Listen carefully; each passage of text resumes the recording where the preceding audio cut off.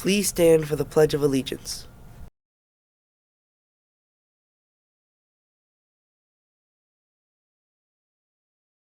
Ready, begin.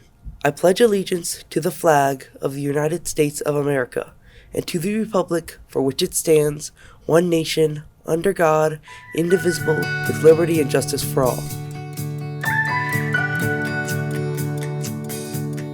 Hey guys, do you like my hat? Anyways, let's look at the agenda. Electing Aiden for president, canceling Nate. Oh shoot, that's the wrong agenda.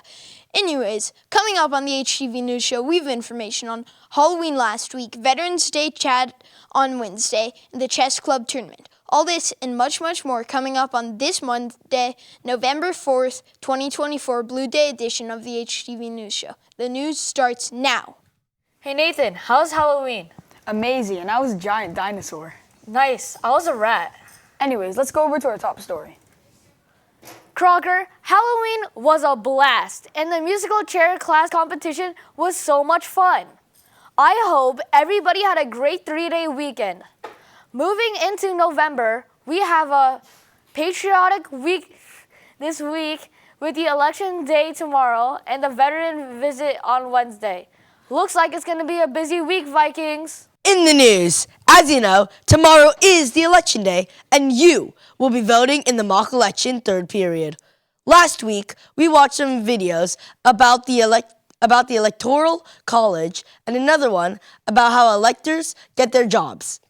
There was some mention of swing states or battleground states and how they will be important to the election.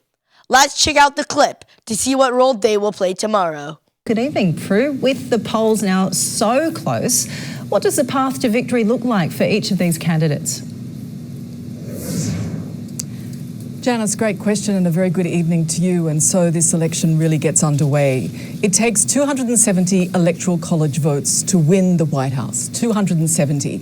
And they are allocated to states according to the last census. And most states, the candidates don't need to worry about because they are foregone conclusions. For example, Kamala Harris wins California, 54.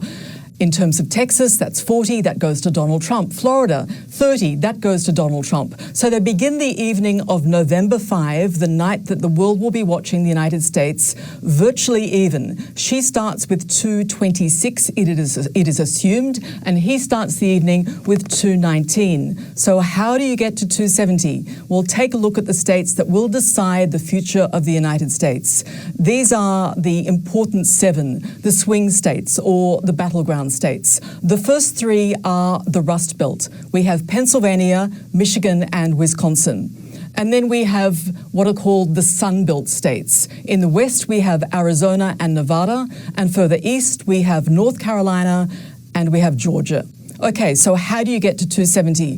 The easiest path for Kamala Harris is through the Rust Belt. That's where she's been focusing most of her attention. Pennsylvania gives her 19, Michigan gives her 15, and Wisconsin 10. There's a slight wrinkle in this election, as there are in all elections. In Nebraska, which is deeply Republican, they do things slightly differently. There's a congressional seat that she can pick up there. That gives her 1. And with that 1 and those 3, she's at 270. She is Madam President. For Donald Trump, if he is to become the president, if he gets Pennsylvania and also Georgia 16 and North Carolina 16, he gets exactly 270. What if, for example, Kamala Harris, because of the Arab American vote in Michigan, a lot of people in that state are alienated by the Biden administration. If she loses Michigan, that's 15. Okay, she picks up Georgia or North Carolina. Let me give you an idea of how close this is. Biden won Georgia in 2020 by 11,779 votes. He won Pennsylvania, the most important swing state, but only by 80,555. To put that in perspective, already almost 10 times that number in Pennsylvania have voted. And that's why Kamala Harris went to church not once but twice in Georgia on Sunday, and why Donald Trump is making French fries in a McDonald's in Pennsylvania. It is a numbers game and the prize could not be bigger. Thanks so much. That's Prue Luan updating us from New York. These states will play a critical role in the election tomorrow, and it's kind of crazy how a small number of states are that important to the election. One more day until the election, but who's counting? Now for your first joke. Where do polar bears vote? The North Pole. That was great. We'll have a Veterans Day chat this Wednesday, November 6th from 8:30 to 9.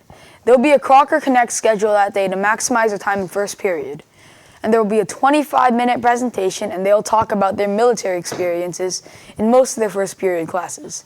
This amazing event has been going on for 3 years and has been so impactful to Crocker students and staff.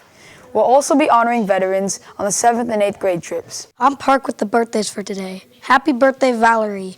When you see her, make sure she's having a happy birthday. The Makerspace has been working on 3D printed Veteran Day pins for Wednesday.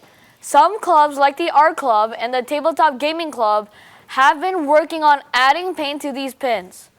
All staff members will receive a pin to wear on Wednesday.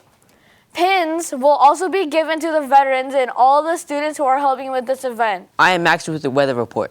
Today's weather will get up to about 70 degrees, and the rest of the week it will be a little warmer, up to 74 degrees. Get ready for a warm week, Crocker. Hey Crocker Vikings, the Trivia Club is meeting again soon.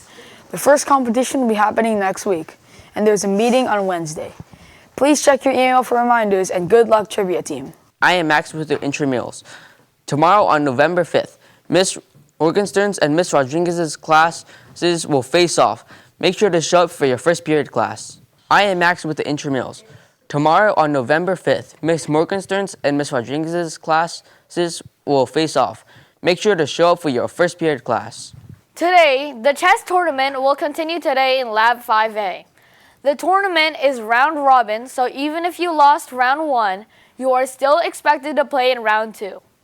Remember, if you do not arrive before the recess bell, your game will be forfeited.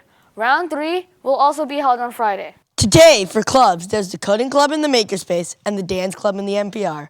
So enjoy your clubs, Crocker, and have a great day. Today, the D&D Club is unfortunately canceled due to the chess tournament. On Tuesday and Wednesday, the D&D Club will meet to group up for their next adventures. The Tabletop Miniature Gaming Club will also meet on Tuesday and Wednesday to paint or play. Hey Crocker, it is Samuel, and since it is Election and Veterans Week, we decided to give you another election joke. What did President Penny to say to his voters? It's time for change. Samuel! Have a great week, Crocker. Well, it seems like we're gonna have a busy week, Nathan. That's right, Theo. Anyways, Bye.